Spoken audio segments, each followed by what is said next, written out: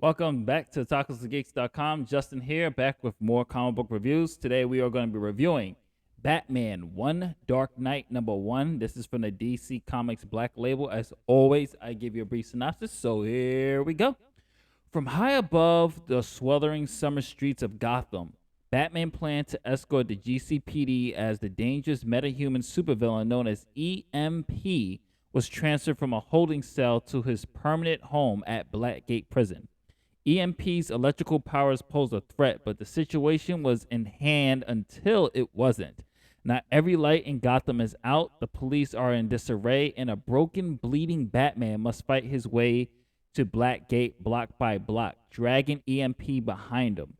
But the dark corners of Gotham hold many surprises, and E.M.P. has many more shocks to deliver before the night is through. One of the most iconic Batman artists of the 21st century, the incomparable Jock, the Batman who laughs, Batman the Black Mirror, has focused all his storytelling powers on a tale of one very, very dark night in Gotham City. It's always darkest before the dawn, if it ever comes. And first thing I want to say is that I really love this concept of a Gotham City literally with no power whatsoever. And Batman is a little bit wounded and he has to escort a villain to Blackgate Prison, which is at the end of this issue is 4.6 miles away from where Batman is at. And of course there's gangs that he has to deal with and everything else. But that does not happen until the next issue. This issue is all about setting up the next issue. So if you're going to be hyped, if you're going into issue 1 hoping that, oh man, we're going to go straight off to the fences, everything else, you're going to be disappointed just a bit because that concept that the synopsis described does not happen until the end. And issue 2 is what you're really, really going to be looking forward to. That does not mean issue 1 is bad at all. Issue 1 does a great job of setting up the key players of this graphic novel series here, and I'm all for it right now. Of course, you have Batman, you have Alfred, Commissioner Gordon, and we also have EMP, who is the metahuman who has this electrical powers, and you also have a politician who basically is the one responsible for setting up this escort of Arkham because she feels that Arkham is outdated and Blackgate Prison is more better facility for some of these supervillains, and Gordon feels that Arkham is the best place for them. So there's a nice little political debate in there as well within, not political like I mean like our politics. This is Gotham's politics, and it's something that I actually want to see. If you're going to do something political, keep it political within the realm of the actual world that we're experiencing. And so shout out to Jock for just writing in the artwork as well. Just brilliant, nice, noir, dark, gritty.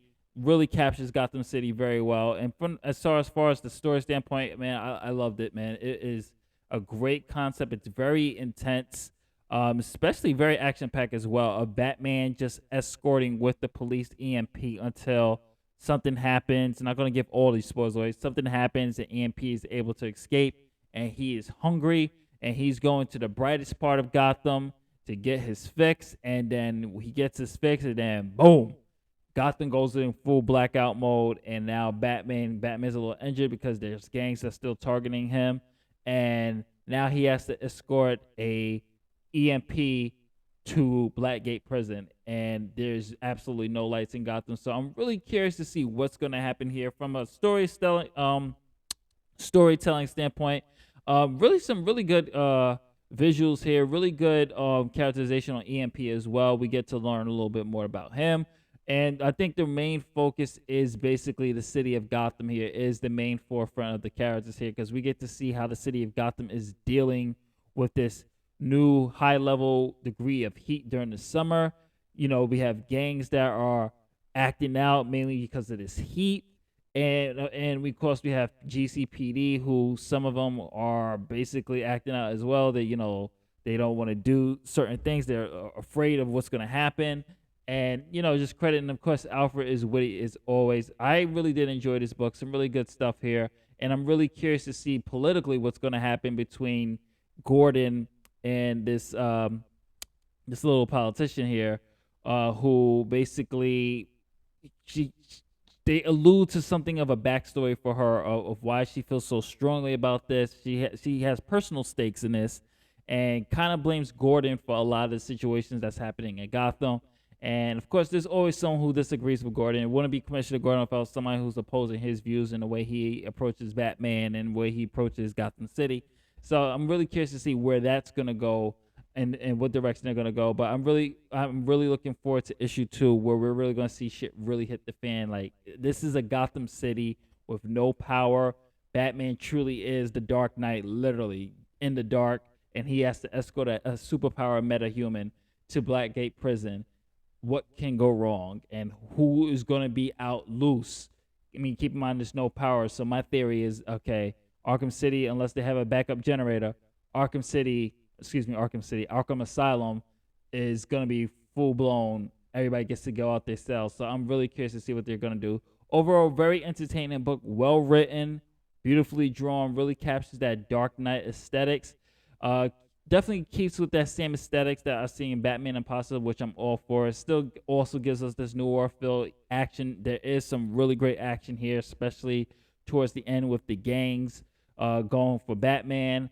Some nice, good car chases. It's pretty cool, pretty chill. Definitely will pick this one up. This is Justin from metahuman.com. If you like what we do here, don't forget to like, share, subscribe, hit that notification bell, and you can follow us here at tacosandgeeks.com. Instagram at Tacos of Geeks, Facebook.com/Tacos of Geeks blog, Twitter /Tacos of Geeks, Twitch.tv /Tacos of Geeks. Later days, I'll catch you on the next review.